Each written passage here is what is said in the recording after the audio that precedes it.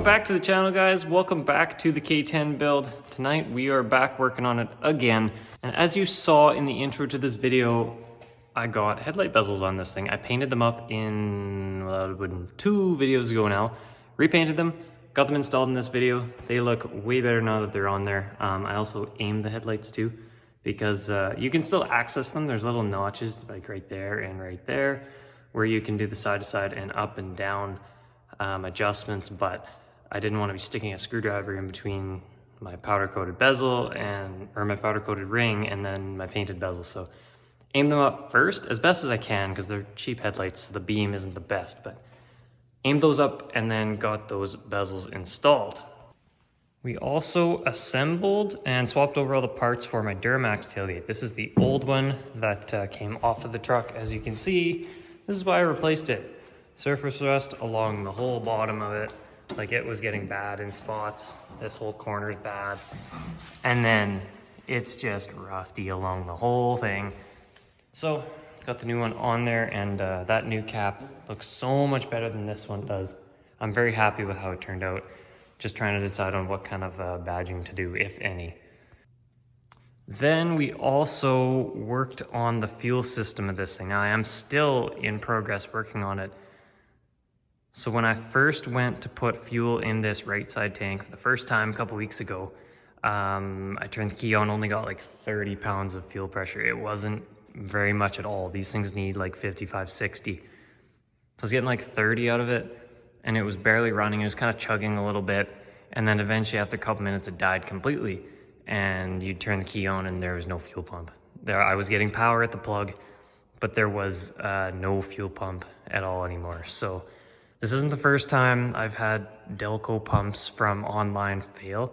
I believe these were bought off of eBay. They are supposed to be genuine AC Delco parts, like an EP381, I think is a part number, and it's failed. I've had that before where I get an eBay pump and it's failed. So I just went to a local parts store, got an actual name brand one, not a Delco. This is a cheaper line one, but I do have warranty with it, and it's from a local store, so I know it's a legitimate part. So had Justin come out here and help me drop this tank down, change the pump, put it back up. Quite easy to do since there's not much fuel in there. Then coming underneath the truck, I said in the last video I was going to be doing a few different fuel modifications. So I used to have a regulator up there. So I had both tanks coming into the valve right up here, and then they went down to the regulator. Then they went up to the engine. Now, what I wasn't really thinking about when I did that was that these pumps put out about 80 PSI each. And so that means this valve is seeing about 80 PSI till it gets to the regulator, then it puts out 58 up to the fuel rail. Now, this valve is only rated for 65. So I was overpressurizing the valve, which short term, it's totally fine, but long term, it's not good for it. I don't know if it'll start leaking or if it just won't work internally. It doesn't have the strength to switch between the two tanks when you're fighting 80 PSI. I don't know what the deal is, but I didn't want to risk it because that's not a cheap part. So I went ahead and I bought another regulator. So now I'm putting one regulator on each side, plumbed in, so that basically I have the pump on each side. I have feed and return from the pump. They come around, go into here, and then I just have the one single feed. The returnless system goes up, and then I'm just using the feed side of this valve, and I will just cap the return side because I don't need that. So as you can see, these are my feed and return for this side. I need to get 2 more fittings for these. Nowhere local has them, so I'll have to get some from somewhere else. Then the feed just goes up and around and then up to that valve. Same thing over here, this side's done. Feed up and around and then over to the existing crossover tube. This goes along, goes into that feed, and then feed and return from this pump that's over here. They just go up and over, and then everything is wrapped in this Tech Flex heat resistant stuff. I think it's like 1200 Fahrenheit, it's good too. And then I have this wire loom on top, wherever I will have any spot where something might rub. Like for example, I'm putting this heat shield right here. So those are the plastic's there just to protect against potential rubbing through because they are rubber lines. So the reason I have all this heat protection is because the mufflers literally sit right here. So I wasn't really thinking when I did it, but whatever, going back to fix it now. Each regulator will have a heat shield, and then try to get the mufflers away as much as possible from this regulator. Try to maximize the life of it and not burn up any rubber lines, because well, that's a fire waiting to happen. So hopefully I kind of explained that well enough. So what we are going to do now, I have a little bit more to button up on that side. I'm going to put the heat shield on the driver's side because that side is done. Then Justin actually just showed up. We're going to bring the box back ahead, set it down where it's supposed to be finally, now that that pump is done and the plumbing's done. And then we can bolt the box down completely, tighten it, do all that. And then I'm hoping we can actually grab the rear bumper, fully assemble it since I painted it, and then install that now that the box will be bolted down and not going anywhere. So that's the plan. I'm gonna get right to it.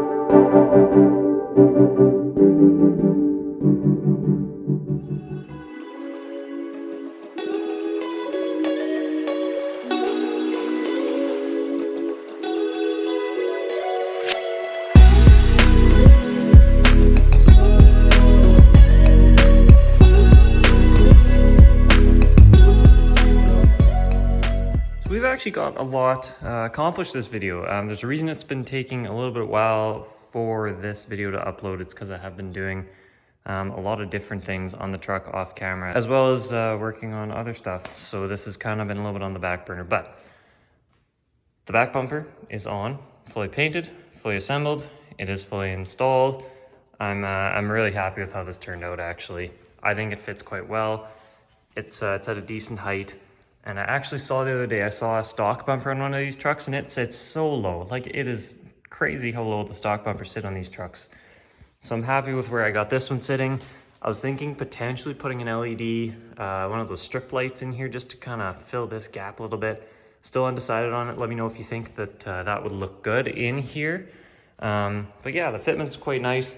It is quite sturdy. I have stood on these steps and they hold. So, I mean, that's a good sign, right? My welds are decent. The box is still loose. Have it set back down into place, but bolts are still loose for the time being. We'll tighten those up shortly. Then, I wasn't actually expecting this, but my front bumper actually showed up. I ordered it from a place here in Canada on a website, and it was one of those things where back order, keep pushing it back. And then finally one day they emailed me and they're like, yeah, we have it. We're gonna send it out your way. And so it was here in a few days, took it out of the box, scuffed it up with some gray Scotch-Brite and sprayed it in with the same black paint as everything else on the truck. And it turned out really, really well. I powder coated the bolts off camera, just the heads of them, sandblasted, powder coat the heads. They turned out all right. I'm not super happy with the job. So maybe in the future, if it bugs me, I'll pull them back off and either redo it or I'll paint them.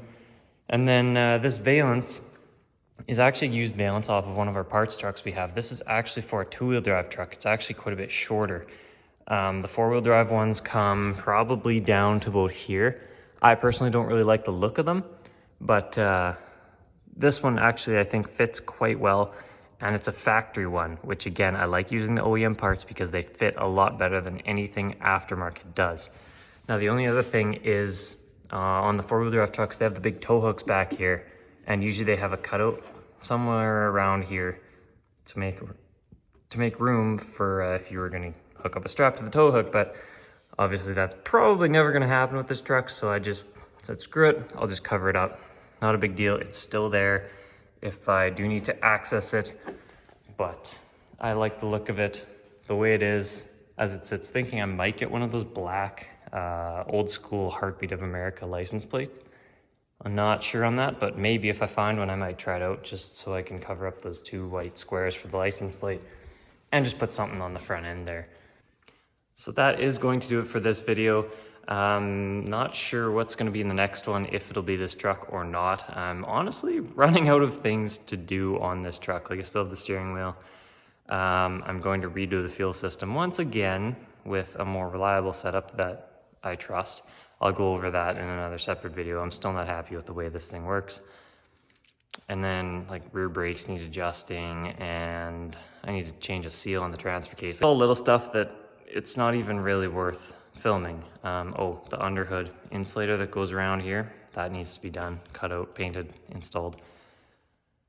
But like, other than that, I'm kind of running out of things to do. So not too sure what's going to be in the next one. I know we have a set of mud flaps to powder coat for Buddy's truck that is going to do a quick transformation on those. So that might be in a video coming up. But other than that, if you like the kind of content that's on this channel, if you like this truck, if you like what I do on the channel, be sure to subscribe. Be sure to like the video, of course. And with that, we're going to see you guys in the next one.